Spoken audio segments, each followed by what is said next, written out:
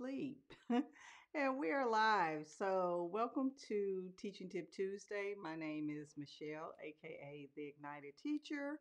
And if you're watching now, you're watching Teaching Tip Tuesday. And what I do on this channel is I help educators or math educators of struggling learners to effectively manage their classrooms and to increase student achievement. And I do that through instructional strategies, good research based instructional strategies, also project based learning, classroom management, response to intervention, and technology integration. And that's the framework I use as a classroom teacher to get my students to move and show growth on whatever test you're giving them at the end of the day, whether it be a classroom test, standardized test, because I know that a lot of teachers struggle with their students actually showing growth, not just orally in the classroom, but when the rubber meets the road and they have to take these standardized tests. So that's what I do here on Teaching Tip Tuesday. So if you're new here, thank you for tuning in tonight. And if you are one of those people that watch me all the time, thank you for being a part of my community. And if you can't catch me live, if you're new or you watch me on Tuesdays, you know that you can catch me on the replay on Facebook or on Twitter. I pin it to the top of my profile on each. But if you always want to watch my Teaching Tip Tuesday videos, you can catch me on YouTube. You can hop over there and hello. And you can hop on over there and catch me anytime or any past episodes of Teaching Tip Tuesday on my YouTube channel. All you have to do is um, search for the Ignited Teacher. I'm the only one on YouTube. So thank you again for tuning in tonight. So tonight's topic is a very it's a controversial topic for secondary teachers, but not so much for elementary. Upper elementary may have some issues with it, but we're talking about small group preparation.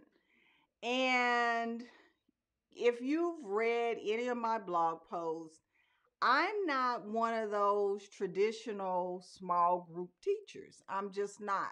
I was actually taught many years ago how to do small group. And I think small group has morphed into something that it was not intended to be. So we have, and for just for clarification and so that teachers can understand, you have your math intervention, which is your response to intervention or RTI. And then you have that um math, what do they call it? I done lost my train of thought. They have the math workshop. That's what it's called. Now, the difference between response to intervention and math workshop is that math workshop uses small group instruction to deliver math instruction. Response to intervention, the goal is to accelerate learning, close gaps quickly so that students can master on grade level content. So there's two different purposes. Response to intervention is tiered. You have your tier 1 kids, which are on grade level kids, your tier 2 kids, and then you have your tier 3 kids. Those are two totally distinct, different things. So when we're talking about math workshop, that small group instruction is just not for math workshop. Tier 2 intervention is your small group instruction, and it's supposed to be done by the classroom teacher. That's what tier 2 instruction is. And tonight I'm going to introduce my A.L.I.G.N method, which helps teachers align their small group instruction to response to intervention. This is not for math workshop. Math workshop is something totally different. So RTI, that word is thrown around a lot, especially if you're talking about getting kids on grade level, or at least trying to close gaps. And if the tier 2, tier 3 interventions don't work for students, then you go into their referral process for special education. So that's what this is about. So without further ado, now in the A.L.I.G.N method, the first thing that we want to talk about is analyzing student work. That's what the first thing is. The first, what do I do? You know, you've given a test, you've done formative assessment, you've done it always begins with analyzing student work. So when I talk with teachers about what problems are they having, I ask them, well, the student work, what do you see that the student is doing wrong? Well, a lot of teachers tend to interpret what kids meant. No, what's on paper is what we go with. And that's one of the things that we have to do or get ourselves out of, is padding things for children, especially when it comes to kids that are struggling, because you can't address things that you're constantly padding or prompting kids to do. For example, when we take tests, we prompt our kids, will you remember this? No, leave the children alone. Let them take the test, and whatever comes out in the wash, that's what you address in your student work. Because sometimes when we analyze student work, we really don't want to take ownership of what's coming out of there. Now, I'm not saying that you take ownership of the child's whole academic history. I'm saying that you take ownership for what's happening there. Sometimes teachers feel like if they say, well, the kids are not making it, it's not fault. It's not we're pointing your finger at you, because a lot of times it's not the child's fault. They may have had a rocky academic history. They may have had a teacher who was gone, left mid-year. There are a lot of situations that happen. Some kids school hop. So you're not taking ownership. When I say taking ownership, I'm talking about take ownership for what's coming out and ownership of addressing the issue to the best of your ability. The most that we hope for after analyzing student work and going through the response to intervention cycle is you want growth. You don't want the kids to be at the same place that they were when you got them in your intervention. That's the goal of this. So in the A.L.I.G.N method, it's for small group prep. And the first part is align.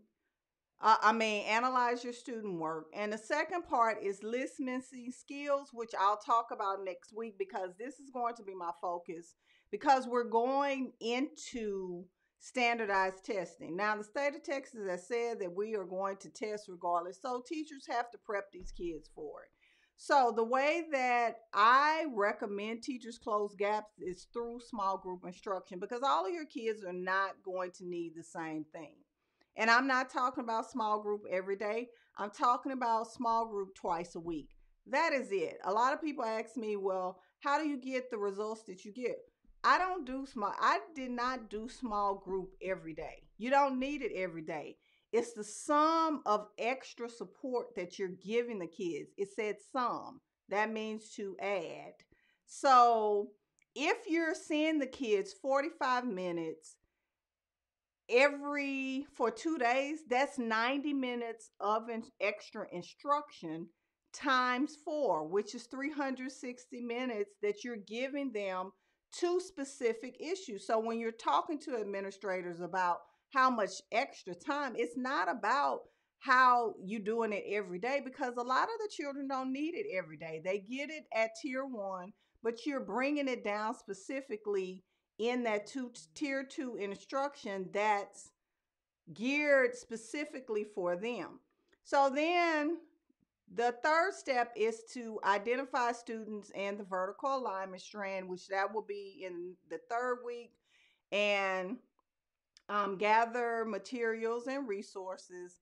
And then the last part is notified and group students. So that's the align method that I created and that I've been using for years. And I just put it together because I know a lot of teachers have a hard time starting up with this. And if you want a PDF of this, you can get it at the mathinterventionacademy.com because this is what I teach in the Math Intervention Academy. So let me go to the next one. Now, this is one of when I was teaching fifth grade. Now, skills build. This is one of my students' work. We were multiplying a whole number times a fraction. Now, if you've ever taught fifth grade, and I teach in Texas, so it's, I thought Common Core was supposed to, narrow the focus. It didn't. Fifth grade is all over the place curriculum wise. So, what has happened in a shift from, and this is a curriculum tidbit, what has happened is we have gone from concepts being taught over the course of multiple grade levels to concepts being introduced and mastered in the same at the same grade level. For example, fifth grade, students are introduced to multiplying fractions and dividing fractions. They have to master it at the conceptual level, which, if we were doing this pre-Common Core, that would have been introduced in fifth grade and then continued in sixth grade, the abstract part, which would be the algorithm, and the conceptual would have been in fifth grade. But they put it all in fifth grade. So you have to know what your students have to master. Are they are you looking at analyzing student work that has to be at the conceptual level? Well, this was. And let me tell you about a lot of gifted and talented children. They cannot conceptualize math. They know algorithms, they can crunch numbers. When it comes time to making sense of the why behind it, a lot of them cannot create this and they can't articulate it and say, what does it mean? So this is 3 times 3/4. Now, I teach through the vertical alignment. And I try to connect that coherence piece with the math because a lot of the kids in third grade, they learn groups of, which is multiplication. But what I do is bring in that same terminology and use it here. And that's what I'm looking for in student work. So if you're analyzing your student work, you should be looking for evidence of things that you taught and the kids giving you evidence that they learned it. Now, sometimes children put all kind of stuff on paper, and I'm gonna be honest with you, I have seen it all when we're analyzing student work. So what you can do is group your kids tier 1, tier 2, and your tier 3 kids. So there's certain things that your tier 1 kids would do that you want your tier 2 kids to do. And you could put that down as something that, hey, my student does this. Let me teach that to these students and see if it works. So, for example, I'm going to tell you about coordinate plane. I was teaching fifth grade, and that going on the x-axis and then going up the y-axis. One of my students, and it was a long time ago, like 2005. 6. And he said, well, I just say go to the tree and then go up the tree. I've been teaching that since 2006. And it works. Go to the tree and then go up the tree. That's how we start on in quadrant 1. But in quadrant 2, you're going to go backwards. But it's still go over and up. Or some people say you have to climb the tree. Go to the tree before you climb the tree. So there are certain things that children give and that they do intuitively that you can say, okay, I want my other students to do this as well. And you teach them. So when you're analyzing student work, it's not about did they get it right or wrong. You're looking for evidence of understanding, first of all. Secondly, you're looking at, hey, did they use things that I taught that made sense? And sometimes, I'm going to be honest with you, we feel like we're being explicit and we're not, especially with tier 2, tier 3 kids. You have to make sure that your instruction is more explicit rather than implicit, because if it's implicit, I'm telling you, it's going to come out when you have those kids doing things independently. Now, today, my students were given, I had to give exams because I'm doing ninth grade and supporting them with algebra. And I'm going to be honest with you, I didn't know how they were going to do. I don't do reviews because I feel like, hey, I taught this stuff. They should remember it. We've done conceptual things with it and we've been practicing. And to be honest, I was really shocked. And I'm always shocked because most of my kids passed the test that I gave them, and it was really interesting because some of it's at beneath their grade level, but exactly where they are. So it made me feel good because they have now acquired those prerequisite skills. So, and that's the same thing that you're looking for when you're analyzing those students' work. It's not about right or wrong. You're looking for evidence of learning what you taught them, not someone else taught you. And then it goes into conversations. So if a student is doing something that you didn't teach them, ask them where they got it from. Because some of those tier 3 kids, they'll take a strategy. If they don't know it, they'll reach back to place value and then they'll reach over to a T chart and put it all together and come up with some type of answer. And those are conversations that you can have when you're analyzing their work. Do not take, and this is from me to you, don't take ownership or take what your students are doing personally. Unless you're their first teacher in pre-K, that's different. But if you're teaching third, fourth, and fifth grade, they have had 3 teachers prior to you. And you have to understand ineffective strategies run deep, because that I spent my first 2 weeks when I was teaching fifth grade trying to clear up misconceptions with strategies, because the strategies are ineffective. And if you want to, I have a blog post on my website that talks about an effective math strategy, how to choose one, the characteristics of it. Because a lot of strategies that a lot of teachers are teaching, it does not teach and support the vertical alignment.